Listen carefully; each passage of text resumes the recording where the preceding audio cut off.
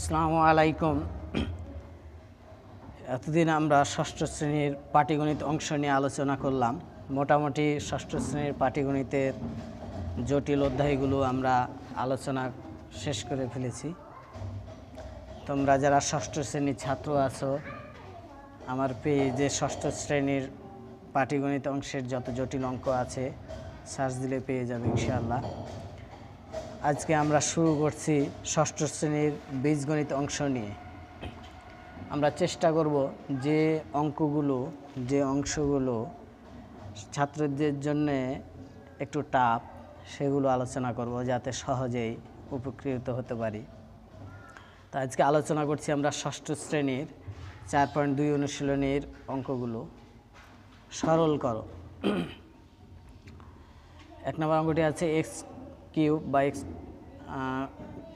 Into x⁷।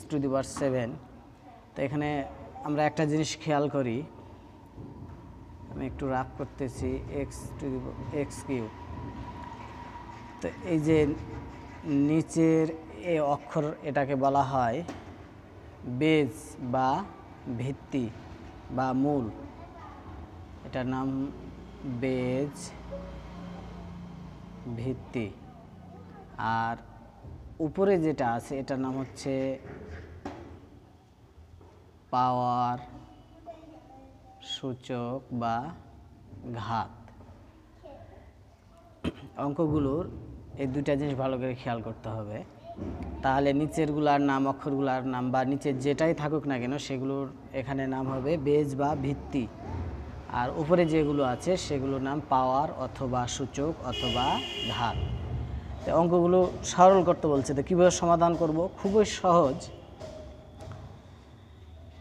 Base বা ভিত্তিগুলি যদি একই রকম হয় তাহলে কমন নিয়ে আমাদের লিখতে হবে একটা। তাহলে এখানে বেজ আছে, বেজ মানে আমরা আলোচনা করলাম যে নিচের রুলাকে বলে বেজ। তাহলে এখানে বেজ এক্স, এখানে বেজ এক্স, তাহলে বেজগুলো একই রকম হলো। তাহলে বেজ যদি একই রকম হয় তাহলে কমন নিয়ে একটা লিখতে হবে। তাহলে এখানে এক্স, এখানে এক্স, একই রকম বেজ পেলাম, তাহলে আমরা একটা কমন নিয়ে লিখলাম এক্স। আর গুণের ক্ষেত্রে পাওয়ারগুলো হবে যোগ, এটা সূচকীয় নিয়ম। তাহলে 3 + 7, এখন ক্যালকুলেশন করলে আমরা পেয়ে যাব। তাহলে এখানে বেজ এক্স ছিল, এক্স থাকলো, আর 7 আর 3 কত? 10।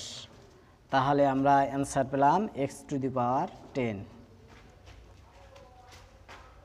খুব সহজে করে ফেললাম।